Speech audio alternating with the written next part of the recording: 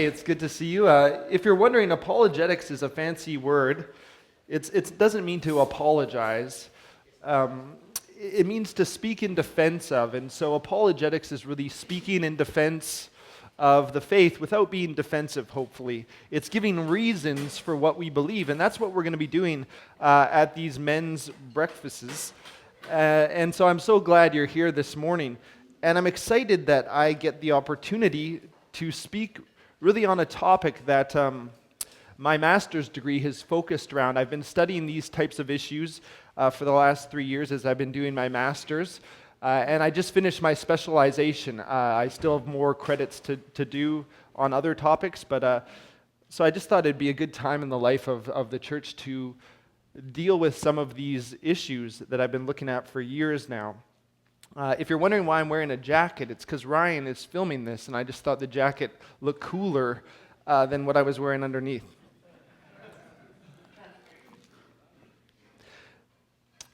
So, we're going to talk about the fingerprints of God. And if you're here and you're wondering, well, you know, what's this going to be like? Is he going to come at me with all this info and cram it down my throat? Well, I hope that I don't do that. And I'm not even necessarily trying to change your mind. I just want to give you some things to think about this morning. And I want to start off with a well-known joke that may or may not be funny, okay? A group of scientists approached God and claimed, "We can do everything that you can do." "Well, like what?" God replied. "Well, like creating human beings," said the scientists. "Well, show me," God responded. The scientist said, "Well, we start with a bit of dust, and then," "Wait a second," God interrupts. "Get your own dust." And this well-known joke, which is kind of funny, forces us to ask some fundamental questions, right? Where did the dust come from? Well, stars. Well, where did the stars come from? Well, the Big Bang. Well, where did the Big Bang come from? If you keep asking these types of questions, sooner or later you're forced to consider ultimate reality and the question of God. And that's what we're going to do this morning. And in our lives, we're never going to have enough time and energy to investigate and engage with all the arguments for or against God's existence, for or against the truth of Christianity. We're not going to have that kind of time. We're busy, and so sooner or later we're going to have to wager. We're going to have to bet as to whether or not God exists, whether or not Christianity is true. And there was a man named Blaise Pascal who came up with something. It's called Pascal's wager. And there are lots of problems with this, but I show it to you for a specific reason. Okay, we're not in the right part. Uh-oh.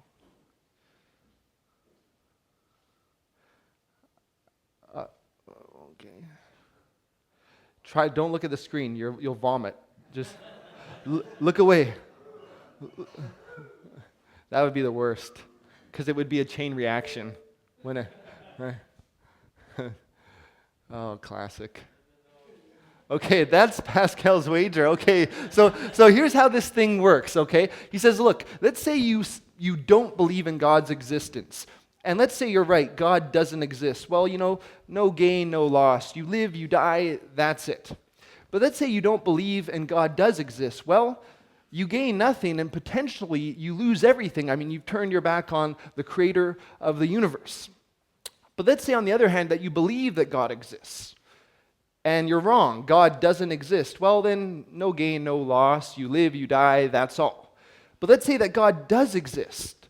Well, you have then nothing to lose and potentially everything to gain. So if you don't believe, you gain nothing and potentially lose everything. But if you do believe, you lose nothing and potentially gain everything. So to wager that God exists is the better bet.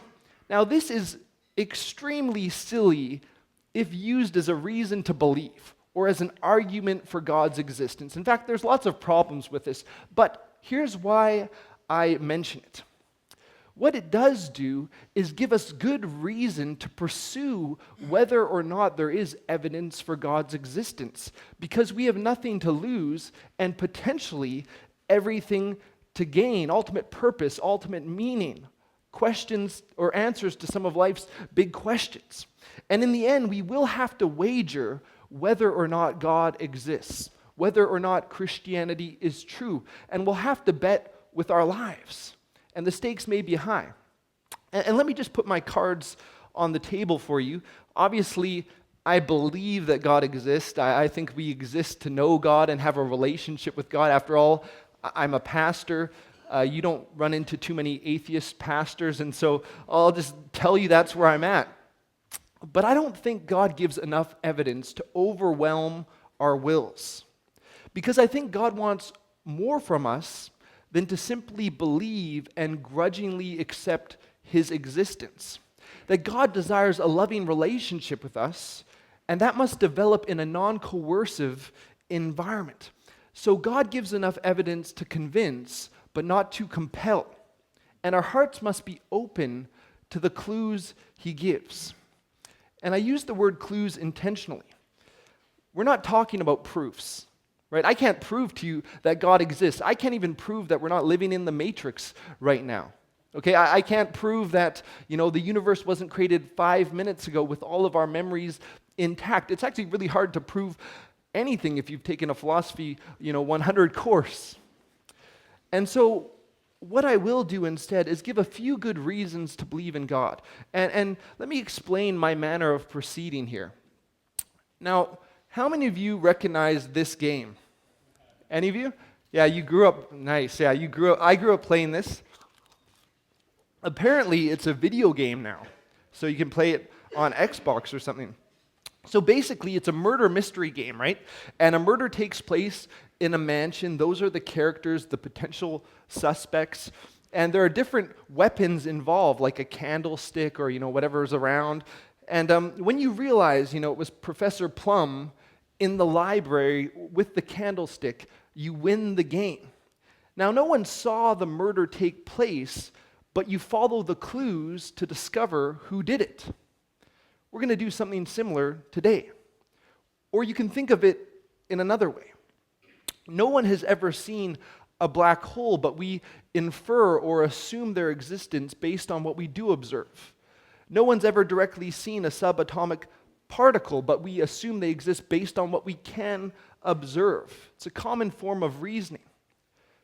No one can see God either, but we can conclude that God exists based on what we do observe.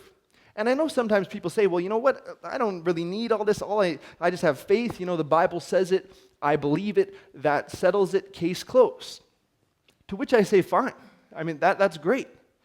But we all know people, right? Our friends, our family members, people at work, for whom that is not enough. Maybe even some of you here, you don't want to check your brain at the door. Maybe you think blind faith is dangerous, and it certainly can be. And you want to know, well, is there any good reasons to believe that, for example, God exists, the big E on the eye chart? And I'm that way, right? I want to think through issues. I don't just want to have blind faith. I want to have faith that's based on solid reasons. And so we're going to look at two clues. And what I don't want to do is just talk at you, okay? And there'll be time for comments and questions and anything throughout this. But I don't just want to talk at you. I know some of us are maybe more visual learners. We need to see stuff. We like to interact with media. And so for the first clue, I'm actually going to show you a video that's 4.5 minutes long. And it's very creatively done. And you can follow along in the notes I gave you. Maybe you can jot a few things down. But this is a YouTube video that you can go find on YouTube. It's in your notes. If you have younger kids and you want to talk through some of these issues with them, you can go show them this video. It's very well done. So I'm hoping that it works. Maybe if we could just turn off this light as well, if that works. So we'll watch this 4.5 minute video, and then I'll recap it, and we'll have some comments. This is from the website. It's on YouTube, but it's from the website, reasonablefaith.org. The first clue.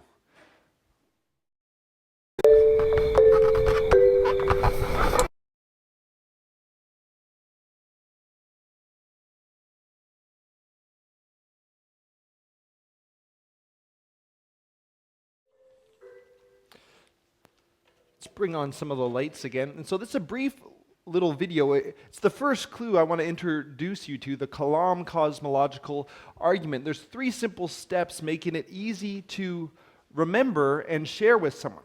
Whatever comes into existence has a cause. The universe came into existence. Therefore, the universe has a cause. And because the beginning of the universe represents the beginning of space, time, and matter, the cause would have to be spaceless and timeless and immaterial and powerful. And I believe personal for a couple reasons. Now, let me just recap. There's the argument there, the clue. And here's how it works. You start with what we can observe, the universe. It's either eternal in the past or it had a beginning. We say, well, it had a beginning. That beginning was either uncaused or caused. But to speak of an uncaused event or beginning is nonsensical, so we've moved to that. The cause is either impersonal or personal. I would say personal because the creator would have to choose to freely create the universe. And so we're left with this concept of God. Now, this, of course, does not show a God who loves us or who answers our prayers. It doesn't intend to show that.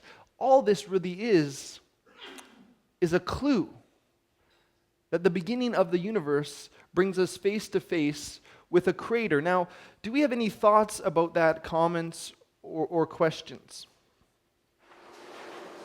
Sorry, just go over the impersonal part again. Well, when you do an analysis of what type of cause it would have to be, the cause has to be spaceless, timeless, immaterial or spiritual, and powerful, right? And so when you look at those first 3, there's only really 2 things that would fit that description, either abstract numbers or some kind of divine mind. And because abstract numbers don't cause anything, you're left with the divine mind. I say personal because there would have to be a free choice to create, to freely bring things into existence, and that's rooted in personhood. And so we're brought to a personal creator. Any other thoughts on that? Will this force you into belief? Will you see this and say, well, I must concede? Maybe not, but it gives you something to think about, that in the beginning of the universe, we may be brought face to face with a creator. And to be honest, very, very smart atheistic philosophers and scientists have been led by this type of reasoning to suggest very implausible things. For example, Quinton Smith, who's a philosopher and an atheist, he wrote a book on Big Bang cosmology where there's a debate between him and the philosopher who defends this argument. And he said, perhaps it's more reasonable to believe that the universe came from nothing, by nothing, and for nothing. I just don't have the faith for that. Another very well-known atheist philosopher, Daniel Dennett, says, well, the universe, it's really the ultimate bootstrap trick, that the universe brought itself into existence, which doesn't make sense, because the universe would have to exist before it existed in order to bring itself into existence, right? And so nonsense is still nonsense, even when spoken by a very, very smart individual. And so that's our first clue. Now I want to look at a design argument, the fine-tuning argument. This is my favorite one, okay? You need to imagine that you arrived at the planet Mars and you came across a large, fully functional biosphere, right, with these many different dials locked into place to produce conditions that were favorable to life, complex life like us, surviving and flourishing. Now, if you came across that structure on Mars, you wouldn't think, well, this biosphere arrived by chance, right? A volcano just spewed it up. Rather, you would think it was the result of some type of intelligent design, maybe some kind of alien life form. Now, here's the question. When it comes to the universe as a whole, are we in a similar position? Many scientists and philosophers have begun to claim that though there are obvious differences between a biosphere and the cosmos, they are similar at the relevant point. They are both fine-tuned for the existence of conscious physical life. And this is called fine-tuning. And scientists have discovered 4 fundamental forces governing our universe: the electromagnetic force, the gravitational force, and the strong and weak nuclear forces. And when you represent these forces as certain mathematical equations, you find in them certain symbols that represent unchanging quantities called constants.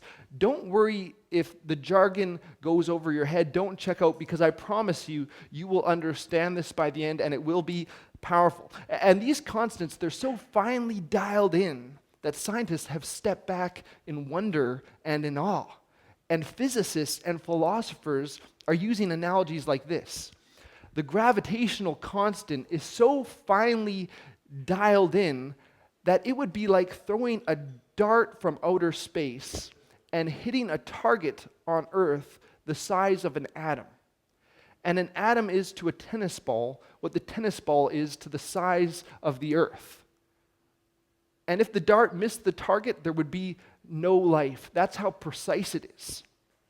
Astrophysicist Michael Turner claims that when considering all the fine-tuning, the precision would be like throwing a dart across the entire universe and hitting a bullseye 1 millimeter in diameter. And when you think of the universe, that analogy doesn't even really make sense, but what he's saying is it's really, really precise, right? What I'm saying is that either chance or God would be amazing at the biathlon, right? Did you watch that? They're skiing and they shoot at targets. That's what I'm saying. And so I'm no expert, and I'm no astrophysicist, but I do want to show you that this is a conversation that's happening in the scientific community, in the philosophical faith community. And I want to show you a short clip. It's a clip that you can find on YouTube and watch the whole thing if you would like. But it's a clip with a physicist from Stanford, a very famous, well-known man, respected in his field, who's not a Christian, who's not even, I think, agnostic. I think, given his book titles, he's an atheist, okay? But I just want us to watch about 3.5 minutes, just so that we really understand that this fine-tuning is discussed by many people and acknowledged by all. So if we could just dim the lights again. Can you first of all say what do they talk about the universe is expanding? Sorry? The universe is expanding. What do they mean it's getting? Well, the universe, if the best analogy you could have would be like a balloon, and you blow up the balloon, and so the space is stretching, it's expanding outwards. And so you know that based on a few factors. One, Einstein's theory of general relativity predicted it, but that was confirmed empirically through the Hubble telescope, looking at the redshift of different galaxies, indicating that the stars were moving away. Sorry?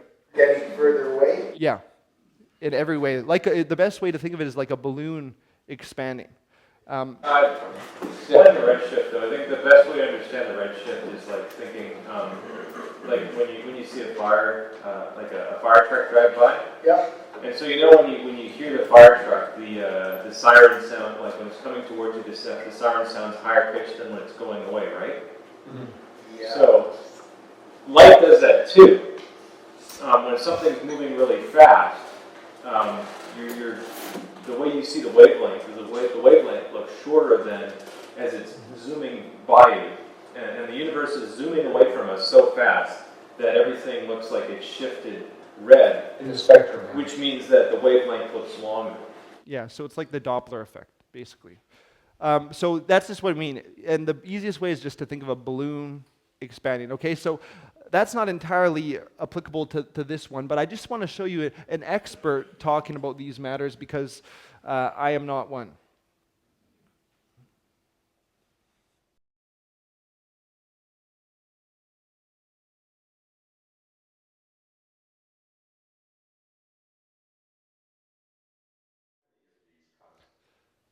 He goes on to talk about how many of the constants there are. I just want you to see, here's an expert in the field who's not a believer, who's talking about those matters. You can go on to see the rest of what he said, and some of it you'll find will be a reminder of what I will say to you in a moment. But here's how you could explain this to someone, young or old. It's an analogy I like to use, especially when I'm talking to youth.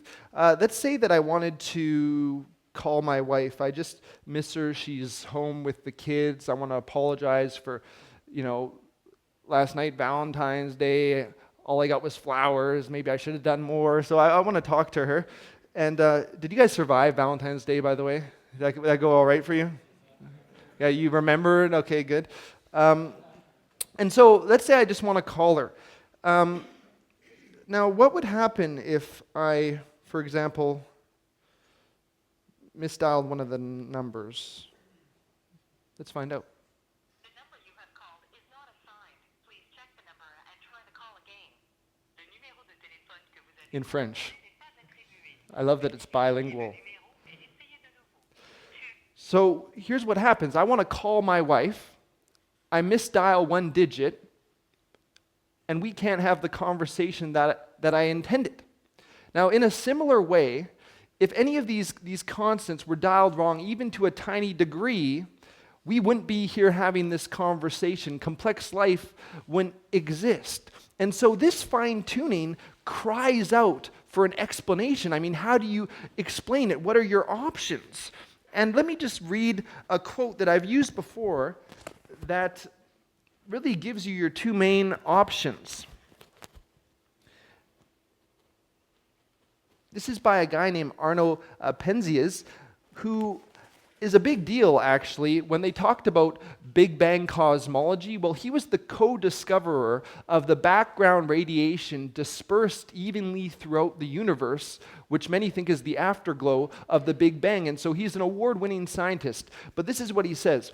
Astronomy leads us to a unique event, a universe that was created out of nothing and delicately balanced to provide exactly the conditions required for supporting life. Now, this is the key part. In the absence of an absurdly improbable accident, the observations of modern science seem to suggest an underlying, one might say, supernatural plan. Now, we heard Leonard say the universe didn't have to be this way.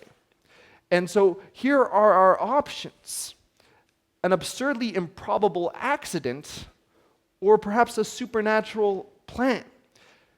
And so could the fine-tuning have arisen by chance? Did we just win the cosmic lottery? Lucky us. And let's explore that option. And I'll give you just one example of fine-tuning. If you investigate the literature, you're going to find that physicists sometimes disagree about various constants, how much they're fine-tuned. But I'll give you one that everyone agrees on, the gravitational constant. Changing the gravitational constant would modify the strength of gravity. And if the gravitational constant was changed by 1 part in 10 to the 36th power, that's 1 out of 10 with 36 zeros after it, humans couldn't exist. And that number, 1 out of 10 to the 36th power, is bigger than the approximate amount of seconds that have passed in the history of the universe since the Big Bang. This is an enormous number. And Dr. Robin Collins uses this example. He says, imagine a ruler stretching across the entire length of the universe, separated into 1-inch segments. If you adjusted the gravitational constant 1 inch in either direction, we wouldn't be here. That's the precision we're talking about. And there are, of course, other constants. Let me just read you something from a physicist named Donald Page, and he did his degree under Stephen Hawking. You know, the guy from The Simpsons? You know Stephen Hawking, right? Sorry, I sometimes I share this with youth, and those are the reference points I give. From The Simpsons, okay. This is what Donald Page, he calculated that the odds of the universe just happening to be in its present state by chance alone is roughly 1 out of 10 to the 10th power to the 133rd power. This is 10 followed by a billion zeros repeated a billion times. Now, J.P. Moreland, a philosopher, said, if you started writing out this number when the universe began, you would still not be finished. Now, that is a big number. That number is bigger than the amount of subatomic particles in the universe, which is 10 with 80 zeros after it. Now, physicists would probably argue about this calculation. I just want you to see that there are experts who go into print making these types of claims about the fine-tuning. And when I look at that, I think this is just too enormous for chance alone to account for this fine-tuning. And because I'm sensitive to boring you or overwhelming you with information, I'm going to skip the next thing, but I could go on about the kind of calculations and numbers that people put forward. And so it's very difficult to conceive of chance alone overcoming these odds. And so let me give you the clue in simple form. The fine-tuning of the universe is due, here are the options, either to physical necessity, it had to be this way, which that guy Leonard said, no, it didn't, but physical necessity, chance, or design. The second step is, this is in your notes, the fine-tuning is not plausibly due to physical necessity or chance. Therefore, the fine-tuning is due to design, which implies a cosmic designer. And it's a powerful clue. Will it force someone to believe in God? Well, no. But it's a powerful clue. Now, people who don't believe in God are, of course, aware of this. And some people will say, well, you know, of course the universe is fine-tuned for life. Otherwise, we wouldn't be here noticing that fact. That's actually called the weak anthropic principle. But that's true. Of course, if the universe wasn't fine-tuned, we wouldn't be noticing the fine-tuning. But that's not an explanation. It just repeats the very thing that needs to be explained. The question is why, given the altogether more likely odds that the universe would be life-prohibiting, do we find ourselves here, alive, having this conversation? And I'll give you the most common response to this fine-tuning problem. It's the multiverse, which teaches that there are likely an infinite number of universes, and ours just happens to be the one fine-tuned for life. Right? If you have enough universes, sooner or later you're going to get one that is life-permitting, and of course that's the one we find ourselves in. And here's what's fascinating. You know what these scientists are basically admitting? If all you have is one universe, then chance alone can't account for the fine-tuning. You need billions and billions of universes, maybe an infinite number of universes to explain this one being fine-tuned for life. And so what do we think about the multiverse? Well, it's a super cool idea, right? And God could have created a multitude of universes. But here's the problem. A multiverse is mathematically possible, but there's not a shred of hard scientific data to support the theory, so it's actually a faith position. Also, you would need some kind of physical mechanism to produce the multiverse, and the odds are it would be extremely fine-tuned, just pushing the problem back one step. You would still need a fine-tuner. And then, thirdly, I don't think the multiverse is the best explanation. And so let me give you an analogy. The lotto analogy. Imagine you were a gambling man. And every time there was a lotto ticket, you bought one. And your neighbor does the same. Okay? And to your dismay, to your perhaps jealousy, your neighbor wins the jackpot. And you think, wow, nice for him, kind of. But, I guess someone has got to win, and, he's just lucky. But then it happens again, and again, and again. And you find out that he is a relative who works in a prominent position with Lotto 649. You start to think, there's more than chance at work here. You start to sniff out design.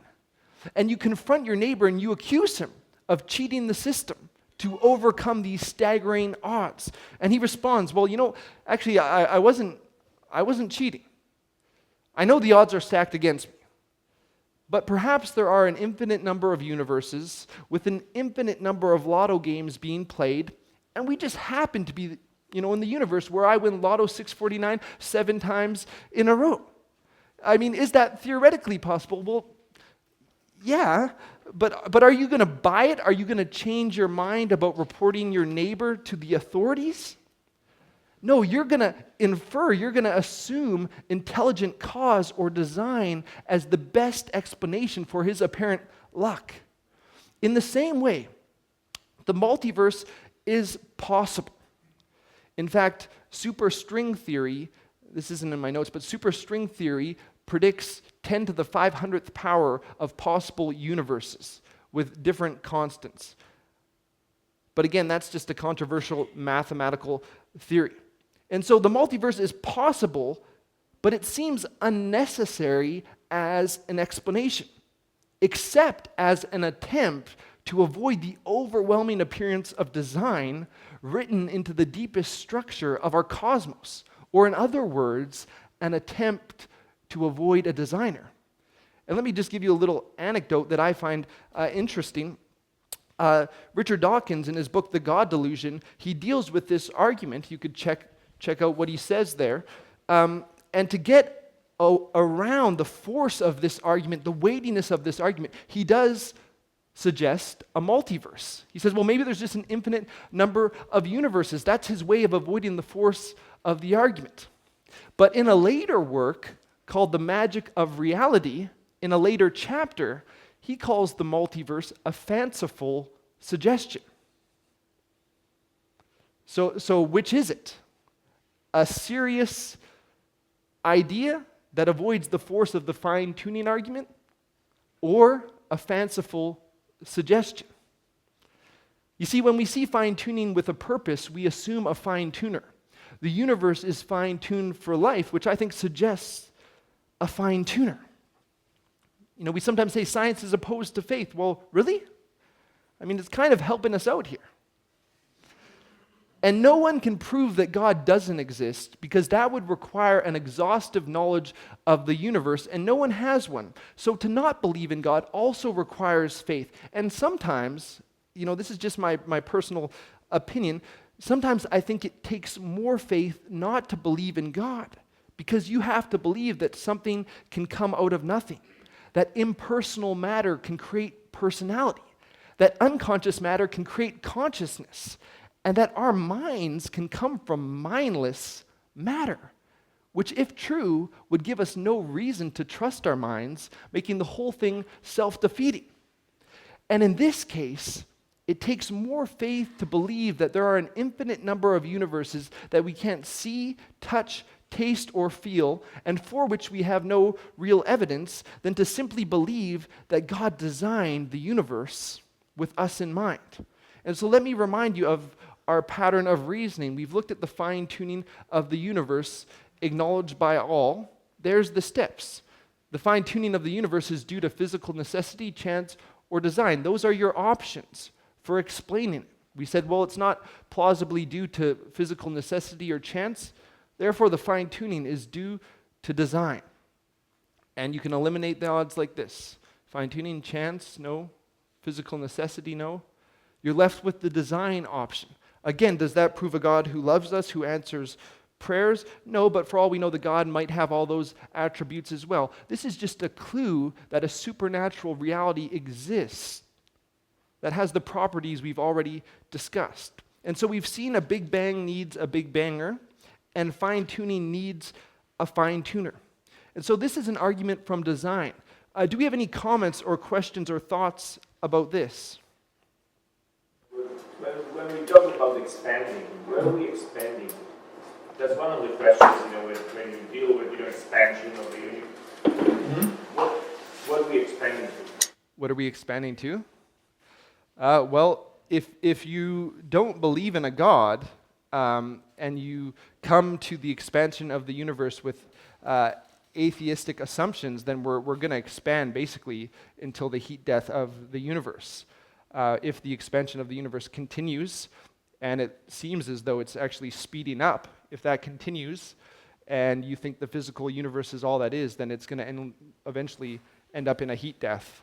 But to suggest that would imply that there's no God to renew, restore, recreate all things, as, for example, Christians believe. But that's where it's going on atheistic assumptions. About the multiverse, something in which you have, then you will understand that we're expanding into a different universe. Oh, right, yeah. Well, again, the multiverse is pretty hypothetical. Some might argue, some have argued, that if there was such a thing as a multiverse, we would be observing a fundamentally different type of universe because of those kinds of issues. But I can point you towards some literature, but if I keep commenting on that, I'm just way beyond what I'm comfortable with. Yeah. Yeah, that's a good question, though, right? If there's all these multiverses, when are we going to collide, In a time-space continuum, when we expand, and then what is behind? Right. You mentioned the balloon, theory, but you have something outside of the balloon structure. Yeah. And If you have a multiverse, it's almost the way the analogy that I like to use is like bubbles on a wave, and so that's kind of your imagery. But if you're talking about one in a universe, the balloon is helpful if you imagine buttons being glued on the balloon, because sometimes we think that matter is moving through space when it's actually space is stretching, which is what happens with the balloon. It stretches and the matter gets further and further apart. If you have a multiverse, you have to change that analogy. You have to talk about like bubbles on a wave or something like that. But explain the temperature of the equal temperature outside of the universe, which has been checked by scientists. That you have the background radiation. Background radiation, which is the surface of the other universe. Yeah. Well, scientists though tend to not suggest the background radiation in the universe as evidence for a multiverse. They would suggest that as evidence for the afterglow of the Big Bang. Really, the only reason anyone's postulating, is suggesting something as extravagant as, say, an infinite number of universes that we can't touch, taste, see, whatever, is because of the remarkable degree of fine-tuning. And so, if you don't want to believe in a God, you have to expand they call it probabilistic resources, right? If you have enough universes, then eventually by chance you'll get one that's life permitting. About background radiation, the problem with background radiation is, as far as I understand, you're observing something at a distant point in space and time. So yeah, you're looking back in the past, right? Yeah. So it's not really telling you about what it came into, it's just telling you about what was there before, like kind of early. Yeah, that's why they call it the afterglow of the Big Bang. So, any other thoughts on this idea of design? I want to make sure that you take the chance, because we're basically done, and it's 9:41. To talk around your tables just about what intrigued you, what you still have questions with. But I just want to end with a silly question, really.